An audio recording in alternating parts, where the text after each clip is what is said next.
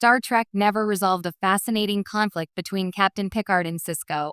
One of Star Trek's greatest strengths has always been its willingness to let different captains embody different philosophies of the same utopian future. James T. Kirk was instinct and swagger. Catherine Janeway was resolve under isolation. Jonathan Archer was idealism under construction. But perhaps the most intriguing philosophical fault line in the franchise runs between two captains who barely share the screen. Jean-Luc Picard of Star Trek, The Next Generation, and Benjamin Sisko of Star Trek, Deep Space Nine. Their conflict is not a rivalry in the traditional sense. There is no climactic duel, no shouted confrontation, no final reckoning.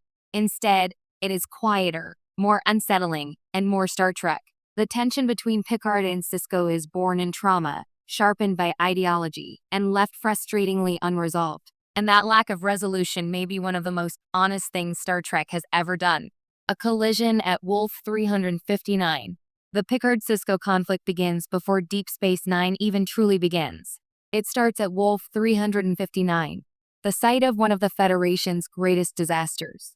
As Locutus of Borg, Picard was the face and voice of the enemy that annihilated 39 Starfleet ships and killed over 11,000 people. Among the dead was Jennifer Sisko, Benjamin Sisko's wife. From Picard's perspective, Wolf 359 is a wound he carries quietly. The best of both worlds and family show us a man drowning in guilt, rage, and shame over actions he did not choose but cannot escape. Picard is haunted, but he is also protected by the Federation's narrative. He was assimilated, violated, and ultimately rescued. The system absolves him, even as he struggles to absolve himself. For Sisko, that absolution rings hollow. When Deep Space Nine opens with Emissary, the first extended interaction between Picard and Sisko is electric with suppressed emotion. Sisko is polite, professional, and barely containing a lifetime of grief.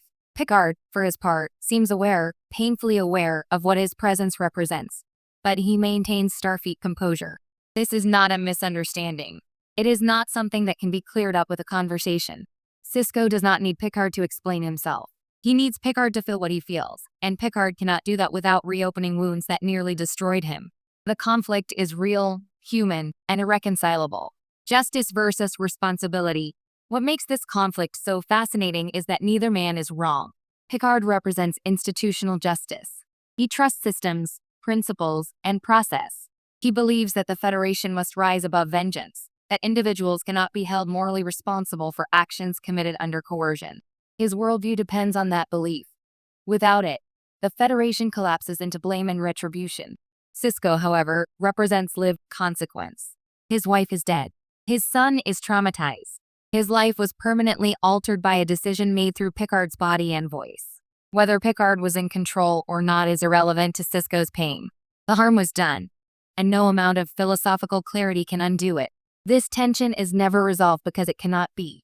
To fully vindicate Picard would require dismissing Sisko's grief. To fully validate Sisko's anger would require condemning Picard for something he did not choose. Star Trek, wisely, does neither. Instead, it lets both truths exist in parallel. Two captains, two Starfleets. As Deep Space Nine unfolds, the Picard-Sisko divide becomes less personal and more ideological. Picard's Starfleet is aspirational. It believes in exploration, diplomacy, and moral clarity. Even when the Federation stumbles, Picard insists that its ideals remain intact. Sisko's Starfleet is compromised from the start.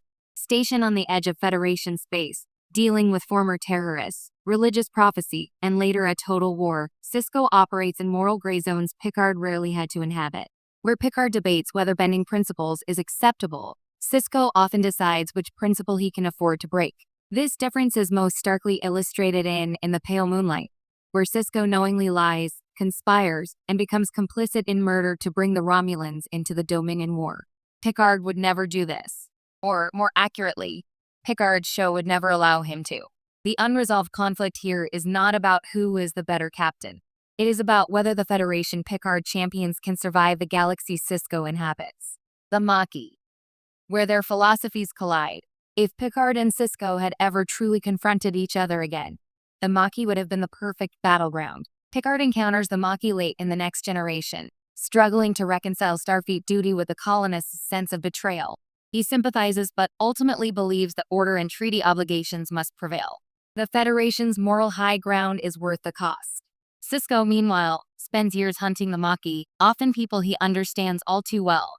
His former friend Cal Hudson joins them. Eddington frames the conflict as moral hypocrisy, casting Sisko as the villain enforcing an unjust peace. Sisko's response is not Picardian restraint but calculated escalation, poisoning a planet to force surrender. This is where the Picard-Sisko conflict truly remains unresolved. Star Trek never stages the debate.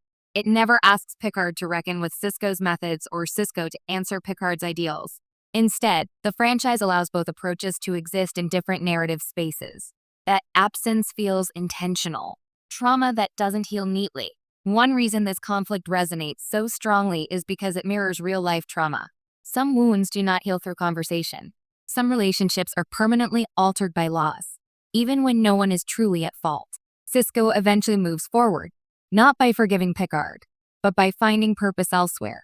Picard, likewise, continues his journey without closure. They do not reconcile because reconciliation would cheapen the reality of what Wolf 359 represents.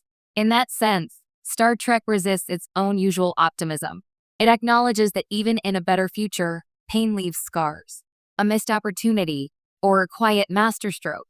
It is tempting to call this unresolved conflict a missed opportunity. Imagine a scene where Picard and Sisko debate the Dominion War. Imagine Picard confronting the cost of moral absolutism, or Sisko confronting the danger of moral compromise. Such a meeting would have been dramatic, intellectually rich, and emotionally devastating. But perhaps the lack of resolution is the point. By never forcing a conclusion, Star Trek allows viewers to wrestle with the questions themselves. Is Picard's Federation sustainable without captains like Sisko? Is Sisko's pragmatism inevitable, or a failure of the ideals Picard represents? Can both be true at once? The franchise refuses to answer, and in doing so, trusts its audience. Legacy without closure. Today, Picard and Sisko stand as two poles of Star Trek's evolving identity. Picard embodies what the Federation wants to be. Sisko embodies what it must sometimes become to survive. Their conflict remains unresolved because the tension it represents is unresolved in the real world. How do you balance justice,